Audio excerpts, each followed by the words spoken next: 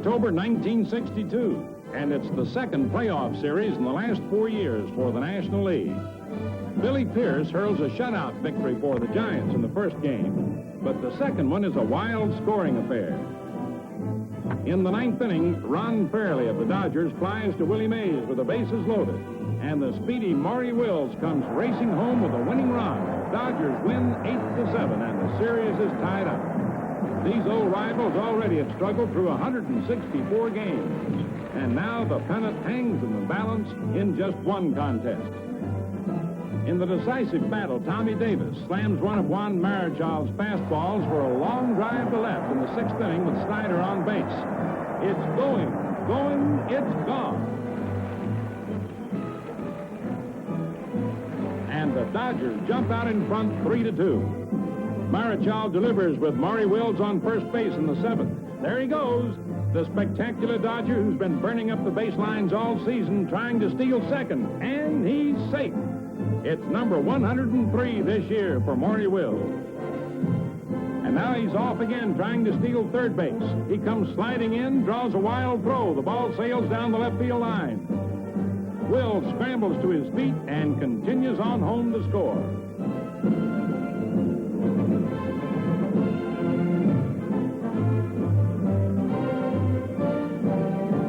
The Dodgers are now ahead 4-2. But the Giants, counted out so often during the season, bounce back again. They have a rally rolling in the ninth inning. Stan Williams comes in to pitch for the Dodgers. Orlando Cepeda greets him with a fly to right field. Pinch runner Ernie Bowman tags up, scores for the second run of the inning to tie it up at 4-4. Williams walks Ed Bailey intentionally, and the bases are filled again. But a very unintentional walk for Jim Davenport forces Philippe Ballou across, and the Giants lead. Mays scores on an error, and the Giants are ahead 6-4. 3 more outs, and the pennant is theirs. Billy Pierce is called to the mound. After he retires the first 2, Lee Walls flies to Willie Mays for the final out. It touches off a wild celebration in which Pierce is almost mobbed. And now it's on to San Francisco and the World Series for the New York Yankees.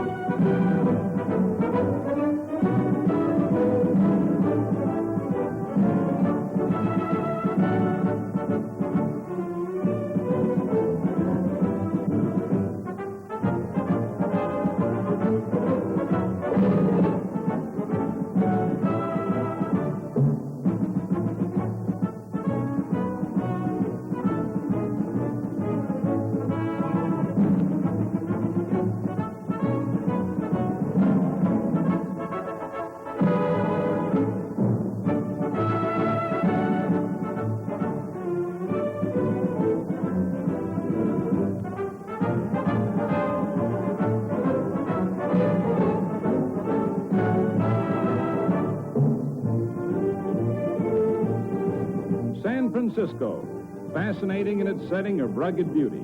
A huge bay and ocean waters spanned by the Golden Gate Bridge. Picturesque cable cars climbing the steep hills. Fisherman's Wharf, just as distinctive. Candlestick Park, new home of the Giants, who came west in 1958, and the fans are eager for their first World Series. Mickey Mantle and Elston Howard of the Yankees seem confident. And so does Philippe Ballou of the Giants as he warms up. Ford Frick, High Commissioner of Baseball, is on hand early. Managers Al Dark and Ralph Houck exchange pleasantries, concealing the mounting tension. Whitey Ford, great clutch game hurler, warms up for the Yankees. Billy O'Dell of the Giants will make it an all-southpaw duel. The umpires talk over the ground rules. With the players lined up on the infield, the United States Marine Color Guard marches to center field. The crowd comes to attention for the national anthem. The Giants take the field.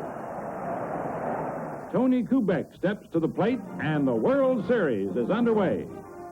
Billy O'Dell breaks off a sharp curveball, and Kubek strikes out. Bobby Richardson, always a tough World Series performer, singles. Brilliant rookie Tom Tresh singles to center in his first World Series appearance, and Odell is quickly in trouble. But he strikes out Mickey Mantle. However, the danger isn't past. Roger Maris, who hit a record 61 homers in 1961, is up next. He takes a pitch for a strike. Then with the count 2-2, Maris swings and sends a long drive going deep to right field. Philippe Ballou races back toward the fence.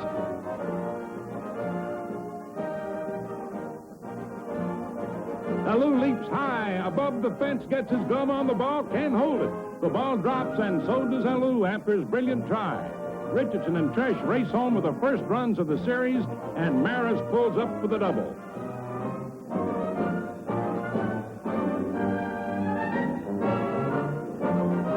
Willie Mays, always a problem for Whitey Ford, faces him in the second inning and promptly singles, just to prove he hasn't lost his touch.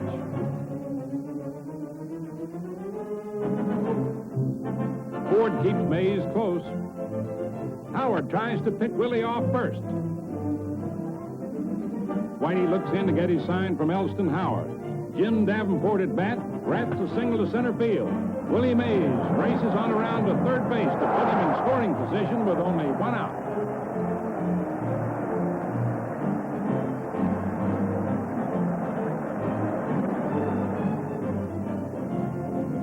With two away, Jose Pagan lays down a beautiful surprise bunt. Mays scores, and the Giants have cut the Yankee lead to 2-1. In the Yankee third inning, Tom Tresh lifts a short pop fly toward right field. Chuck Hiller races out. Philippe Ballou comes charging in. Ballou dives and comes up for the ball.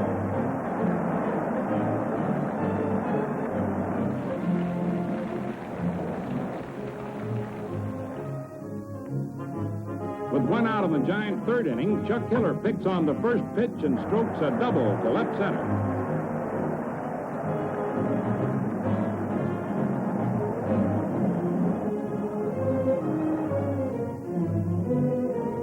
Philippe Ballou also pounces on Ford's first pitch for a shot past Clete Boyer. Hiller holds up at third. Then with two men on, Willie Mays comes through with a single to center field. Hiller comes on to score, and the Giants even the count at 2-2.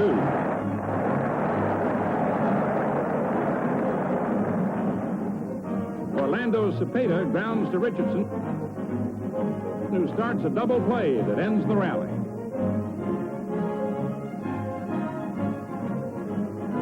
In the Yankee seventh, Boyer ties into one of Odell's pitches and sends a long drive. Going, it's gone. And some lucky kid is going to get a World Series souvenir. Boyer's homer gives the Yankees a 3-2 lead.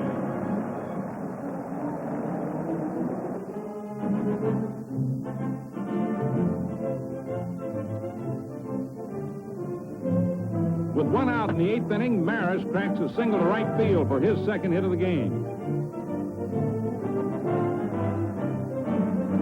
Elston Howard is hit by a pitched ball. Billy Odell seems to be tiring. His first pitch is wrapped for a single by Dale Long. Maris scores. Howard races to third. That's all for Odell, and Don Larson comes in to pitch. First batter Larson faces is Boyer. Clete lifts a pop fly into short left field. Pagan goes out to grab it, but Harvey Keene collides with him. The throw to the plate is delayed. The ball caroms off Bailey's glove. Howard scores, and the Yankees lead 5-2.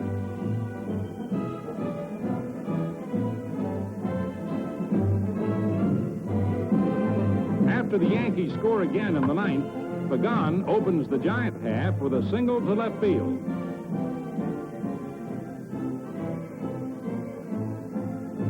Whitey Ford faces a possible late rally, but he gets pinch-batted Johnny Orsino to hit the ball into the dirt. The Kent-like Boyer moves over to gather in the ball, tosses to Bobby Richardson at second base. Bobby makes the pivot, fires to first base, and it's a double play. Now only Harvey Keene stands in the way of a Whitey Ford victory. He flies to Mickey Mantle, and the Yankees win 6-2. Whitey's record string of World Series shutout innings was snapped at 33 2/3, but nonetheless he added to another record with his 10th World Series victory.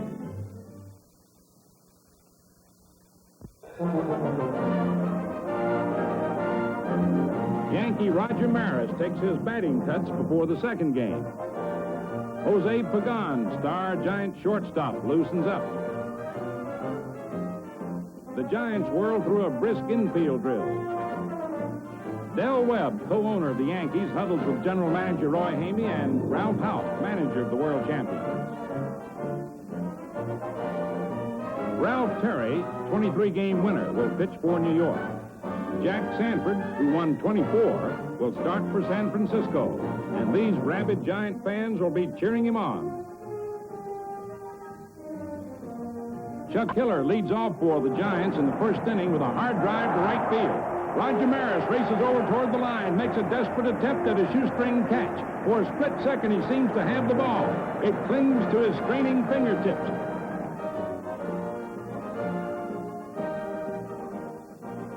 But then the ball skids away. His momentum carries Maris into the right field corner. By the time he recovers, Hiller coasts into second with a two-base hit. Philippe Bellou pushes a sacrifice bunt to Dale Long that moves Hiller over to third base. Ralph Terry tries to hold Hiller on third, but Matty Alou grounds to Richardson, and Hiller scores to give the Giants a quick 1-0 lead. In the fifth inning, Pagan is hit by a pitch, but the safety helmet gives him perfect protection. And despite the fears of the crowd, Jose bounces back on his feet and trots off toward first base. In the seventh, McCovey connects solidly with all his 200 pounds behind the swing. It's going, it's gone.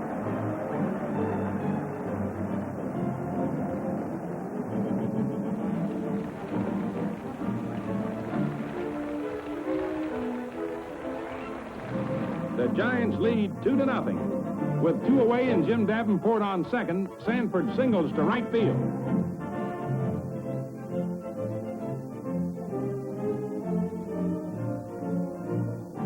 Davenport tries to score. Maris's throw to Berra is in time, and Yogi tags him out at the plate. Jack Sanford, still pitching strongly, strikes out Boyer in the eighth inning.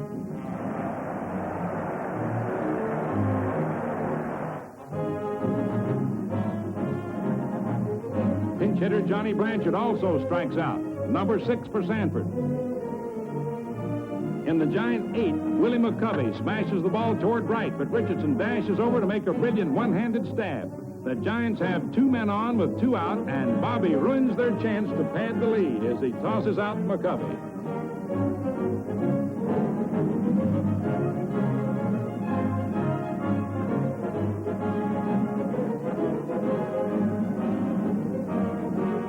After 2 out in the Yankee ninth, Mickey Mantle smashes a long drive to right field. It bounces off the fence, and Mickey races into second with a double. Maris now represents the tying run at the plate. Maris hits the first pitch to Hiller.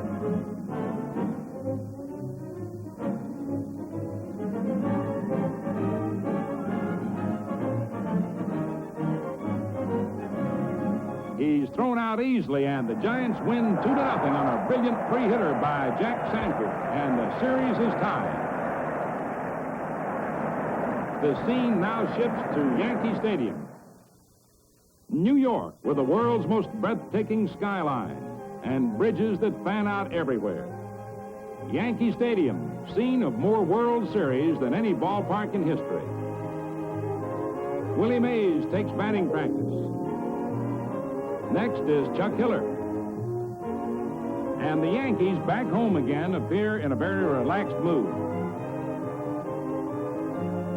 National League President Warren Giles, as usual, is a perfect reflection of beaming optimism. Vice President Chub Feeney and owner Horace Stoneham of the Giants are just as confident. The starting pitchers, Bill Stafford and Billy Pierce, pose for photographers before the game. A sellout crowd of 71,434, a testimonial to baseball's tremendous appeal. With a scoreless tie prevailing in the second, Pierce faces Howard. The Yankee catcher blasts a long drive to left. Philippe Bellou takes one look, starts backpedaling toward that low curving wall. The ball seems too high for him, but up he goes for a leaping one-handed stab of the ball. It just barely sticks in the web of the mitt. With the game still scoreless in the fifth, Elston Howard is on second with a double. Skowron lashes a terrific liner toward third. Davenport leaps up, grabs it.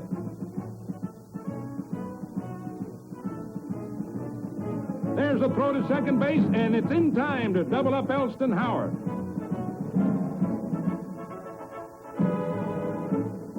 The shutout duel continues into the seventh.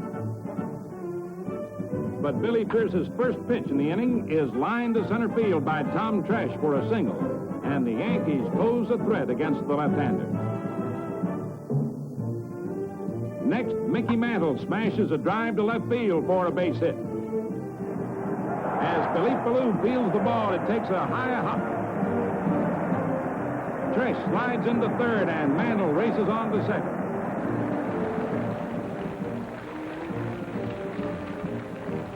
Pierce takes his time with Roger Maris at bat. Maris rams the first pitch into right field. Tresh comes on in to score, and a moment later, Mantle also tallies while Roger reaches second. That's all for Pierce as Don Larson is called in. Elston Howard greets Larson with a fly ball. Willie Mays pulls it down in center field. Maris tags up and heads for third base. Makes it handily with only one away. Skowron is hit by one of Larson's pitches and goes to first. With only one out, Clete Boyer slaps a grounder to Pagan. In the attempt for the double play, the Giants just miss, and Roger Maris scores. Bill Stafford has a 3-0 shutout in the ninth inning when the irrepressible Willie Mays picks on Stafford's first pitch, cracks it into left field for a double that puts the shutout in jeopardy.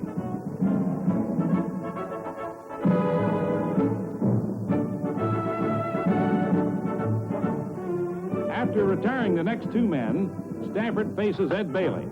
The big catcher slams the ball to deep right field. Look out now, it's going, it's gone. A home run. Willie Mays scores ahead of Bailey, and the Giants trail by only one run, 3-2.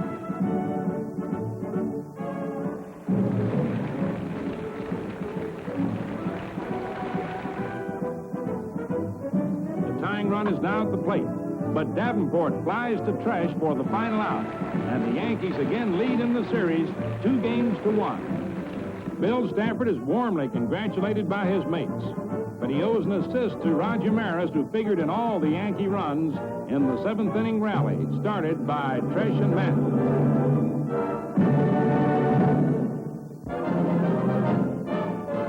Tom Haller, young Giant catcher, warms up. As usual, Willie Mays is completely at ease. Juan Marichal, high-kicking right-hander, will start for San Francisco. Whitey Ford, winner of the opener, will go for the Yankees. Another huge crowd awaits the action.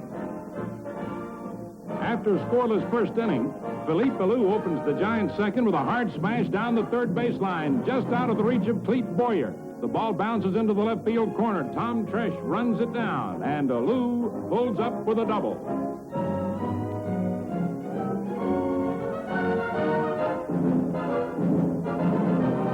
With With a 3-2 count, Tom Haller finds the next pitch in his power alley. He pulls a long drive to right. It's going, it's gone for the first World Series homer for the young San Francisco star, who divided the catching duties with Ed Bailey this year. Philippe Ballou scores ahead of Haller. And the big catcher receives a joyous welcome from his mates as the Giants take a 2-0 lead.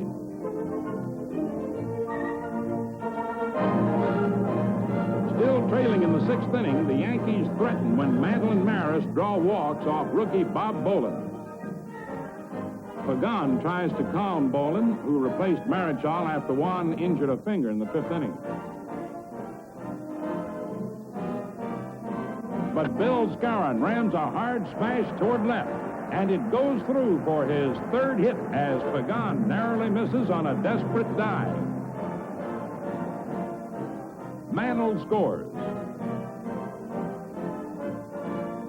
Boyer then picks on the first pitch for another single to left, and it's tied 2-2 as Maris comes across the plate.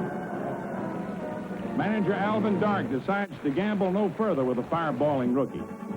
He calls in the veteran Don Larson, the one-time Yankee who once hurled a perfect game in the stadium.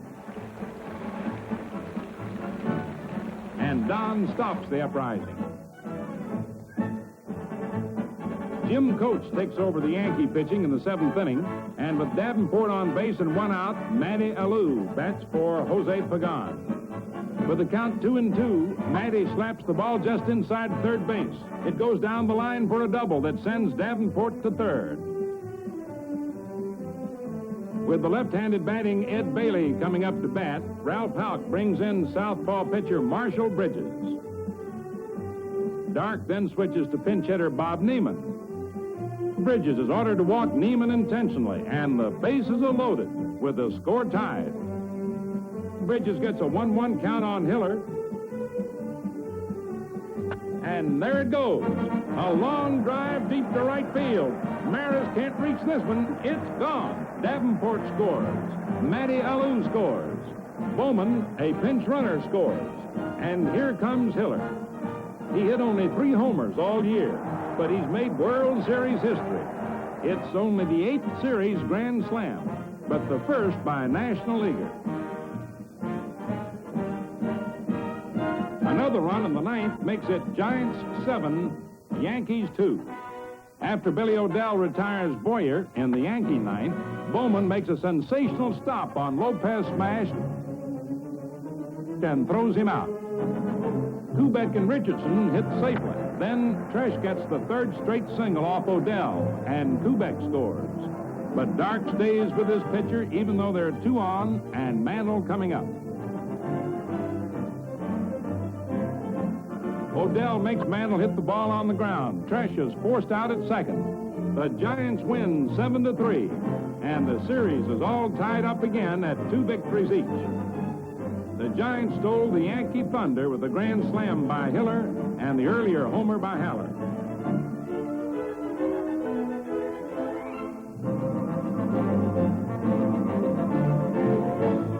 Cletus Boyer takes a turn in the batting cage.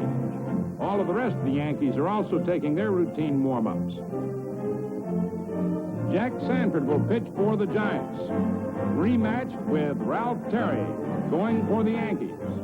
More than 63,000 spectators on hand for the last game in the stadium.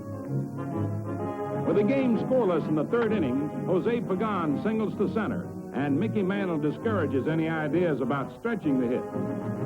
After Sanford sacrifices, Chuck Hiller loops a double into left field. Pagan scores, and the Giants lead 1-0. After the Yankees had tied the score in the 4th, Pagan leads off for the Giants in the 5th inning. He slams a tremendous shot to left.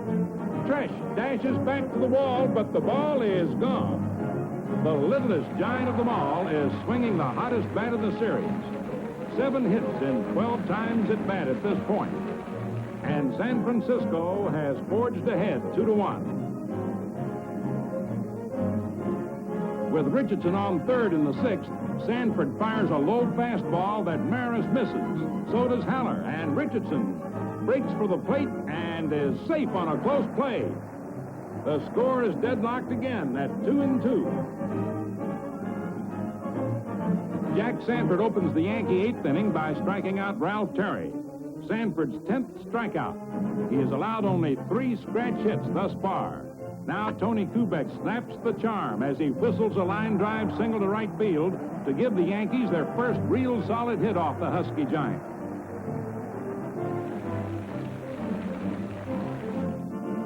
Bobby Richardson pounces on the first pitch for another line single, and the Yankees have 2 men aboard.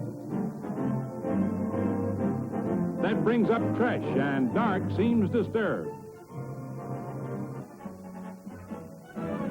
Here's the pitch. Tresh swings. Look out now. There's a long drive going to deep right field. It's going, and it is gone for a 3-run home run. Kubek and Richardson score ahead of the sensational young rookie, and the tie is shattered. An explosion that sends the Yankees in front 5-2. Willie McCovey opens the San Francisco ninth with a single to center field, and it kindles hopes of the Giants for a last-inning triumph.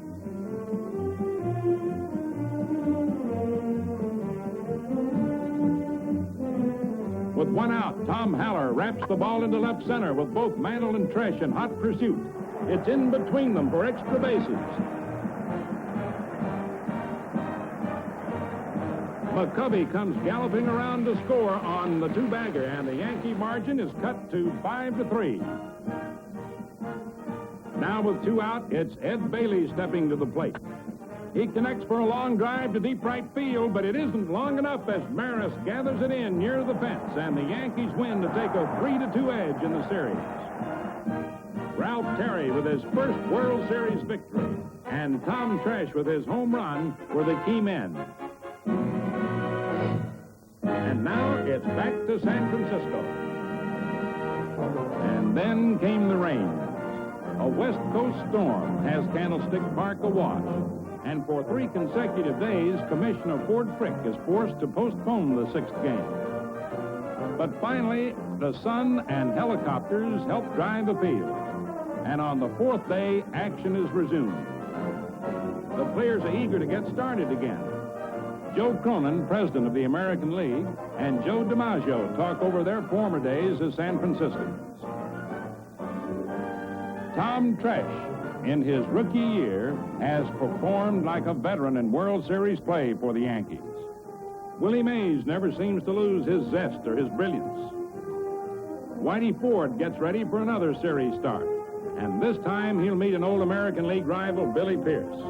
The fans are on edge because the Giants are fighting for survival. It's still a scoreless tie in the 4th with 1 out when Ford faces Philippe Ballou, who smashes the ball toward third. Clete Boyer dives for it, but the ball caroms away, and Ballou is safe with a hit. Ford tries to make Mays go for a bad pitch and walks him.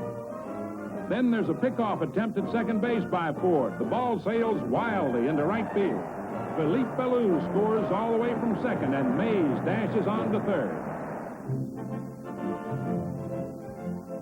Orlando Cepeda hammers the ball into deep right center. Mantle and Maris race for it. It's in between them for extra bases.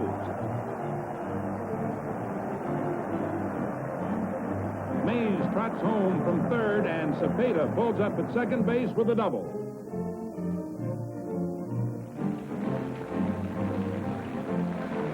Jim Davenport joins the rally by smashing a single right through the middle. Cepeda scores, and the Giants jump out in front 3-0.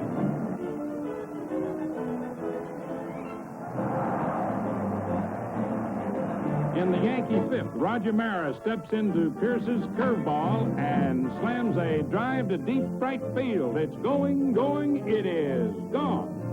It was the first hit off Pierce, who had retired 13 straight Yankees, and it cuts the Giant lead to 3-1. With 1 out in the Giant half of the 5th inning, one of Ford's pitches is picked on by Harvey Keene for a line single to left. Chuck Hiller then steps to the plate loops a short fly into center field. It drops in there safely for a base hit. Keene goes to third. That brings up Philippe Ballou. He drills a single to left field. Keene jogs on home from third base. Hiller stops at second.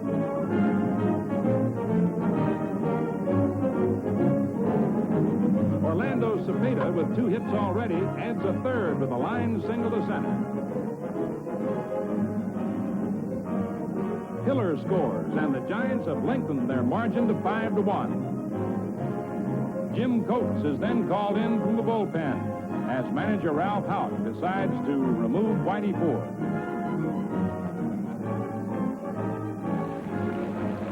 The Yankees score once in the 8th. But Pierce starts the 9th by getting trash on a fly to Matty Alou. Mays diving to the ground to avoid a collision.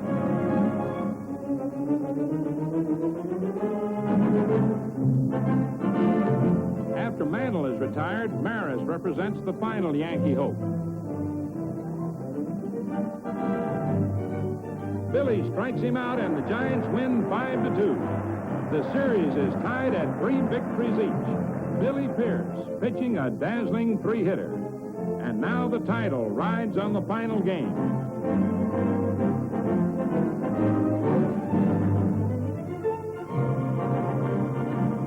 It's D-Day at Candlestick. 6 months of baseball now spirals to a climax in just one game.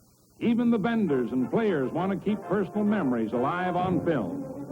Manager Al Dark of the Giants, however, reveals no tension. Nor does Yankee manager Ralph Houck. For the showdown game, it's Ralph Terry pitching for the New York Yankees. For the Giants, their right-handed ace, Jack Sanford. The tense struggle moves into the Yankee 5th without a serious scoring threat on either side.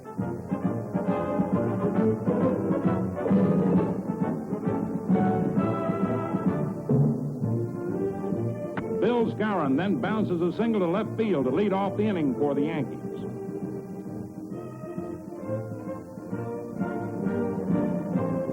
Clete Boyer is the next batter. He singles to left center. The ball is slowed enough on the heavy turf to allow Skowron to move on to third.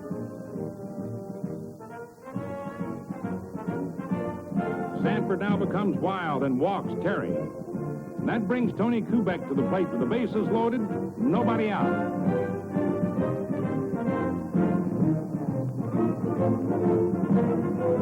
Kubek hits sharply to Pagan, and it's on to first for a double play, but Skowron scores to give the Yankees a 1-0 lead.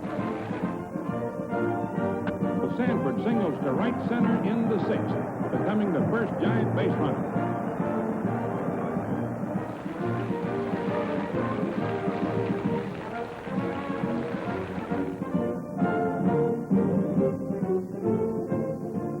In the 7th, with 1 out, Terry grimly proceeds in the task of protecting his 1-0 edge. Willie Mays is immediate problem. Mays connects for a drive that's headed for the left field corner.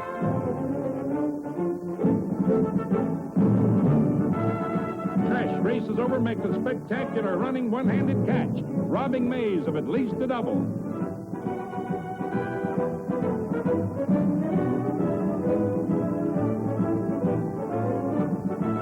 With 2 out and nobody on, Willie McCovey rockets the ball to center field, landing way out near the 410-foot mark. And McCovey charges on into third with a triple.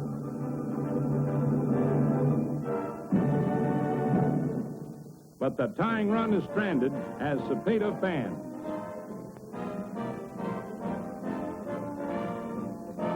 In the 8th, the Yankees pose another scoring threat with 2 on and nobody out.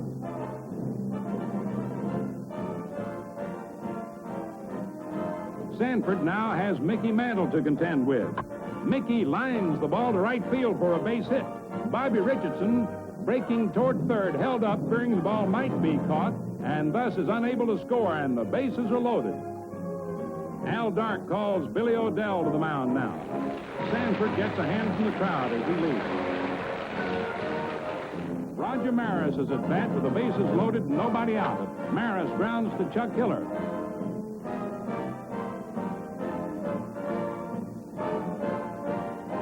second baseman fires to the plate. And the throw is in time to force Richardson.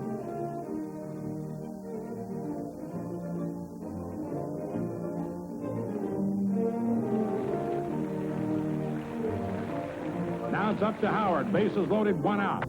A hard drive to Davenport. Jim grabs the ball. Steps on third to force Mantle. In the same motion, cuts loose a perfect throw to first base.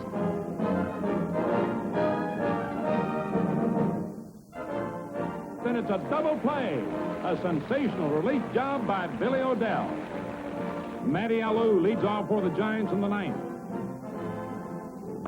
Beats out a drag bunt.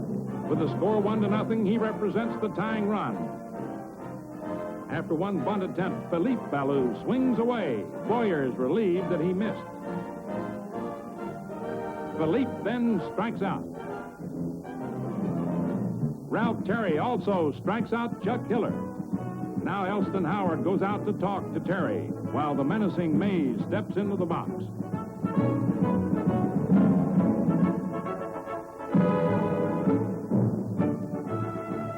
Mays hammers the ball down the right field line. Maris, with expert fielding, rushes over, cuts off the ball, keeps it from bounding on toward the fence.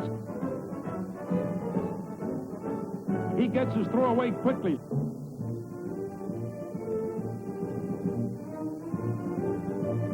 Straight into the hands of the cutoff man, Bobby Richardson. Bobby whirls and fires the ball to the plate just as Matty Alou is rounding third to head for home. The relay stops him. He has to go back to third while Mays continues to second with a double. And thus the tying and winning runs are in scoring position. Manager Houck talks to Ralph Terry. A tense situation where a base hit could change the picture. And it almost does. Willie McCovey hits a tremendous curving drive to right.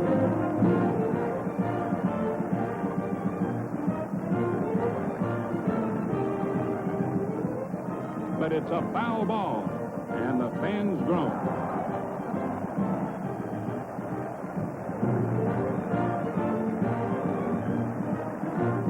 McCovey slashes away again. A sizzling line drive, but it's right at Bobby Richardson. He grabs it as he played McCovey perfectly. The ball is hit with such power, it seems to force Bobby's hands almost to the ground. The Yankees win 1-0 on a brilliant clutch effort by Ralph Terry, the hero of the 20th World Championship won by the New York Yankees, who's carried off the field on the shoulders of his jubilant teammates. An exciting ending to a sensational season that brought thousands of thrills to millions of fans of America's national pastime.